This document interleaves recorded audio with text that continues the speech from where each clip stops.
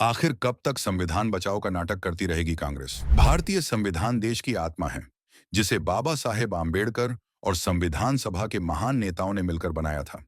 लेकिन आज कांग्रेस पार्टी संविधान बचाओ का नारा लगाकर जनता को भ्रमित कर रही है, जिसने खुद इतिहास में संविधान के साथ सबसे ज्यादा छेड़छाड़ किया। आइए जानते हैं कि कैसे कांग्रेस ने खुद संविधान का चीरहरण किया, संविधान को कमजोर करने की कोशिश की और अब उसी को बचाने का ढोंग कर रही है।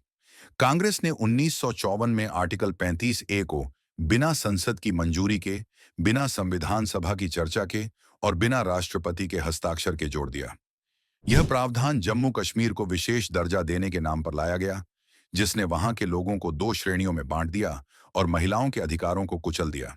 क्या यह संविधान की मर्यादा का उल्लंघन नहीं था? इंदिरा गांधी सरकार में लगा देशव्यापी आपातकाल। साल 1975 में इंदिरा गांधी ने देश में आपातकाल, इमरजेंसी, लगाकर तानाशाही में बदल दिया।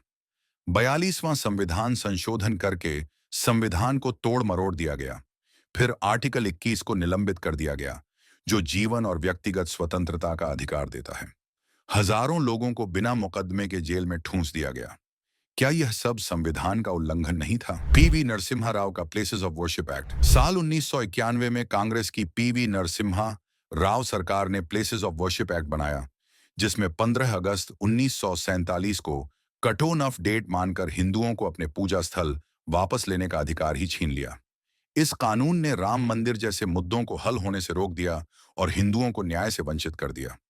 क्या यह संविधान का उल्लंघन नहीं था? सोनिया गांधी का वक्फ एक्ट। कांग्रेस ने वक्फ बोर्ड एक्ट में ऐसे प्रावधान डाले जिससे हिंदुओं के मंदिरों पर भी वक्फ बोर्ड का दावा हो सकता है। यह कानून हिंदू संपत्तियों को मुस्लिम संस्थाओं के हवाले करने का रास्ता खोलता है। क्या यह धार्मिक पक्षपात और संविधान के धर्मनिरपेक्ष सिद्धांतों का उल्लंघन नहीं था? कांग्रेस ने हमेशा अपनाया हिटलर की प्रोपेगेंडा पॉलिसी।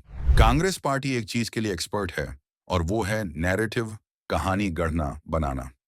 कहानी बनाने में कांग्रेस एकदम टॉप पर है। कांग्रेस पार्टी हिटलर की प्रोपेगेंडा पॉलिसी पर चलने वाली पार्टी है। यानी ये पार्टी एक झूठ को इतनी बार बोल देगी कि लोगों को वो झूठ भी सच लगने लगता है। आरक्षण का घिनौना खेल। आरक्षण खत्म करने के नाम पर इसका लाभ कांग्रेस पार्टी 2024 के लोकसभा चुनाव में ले चुकी है, जबकि कांग्रेस पार्टी हिंदू, दलित, आदिवासी, ओबीसी से छीनकर मुस्लिमों को देने का षड्यंत्र रच रही है।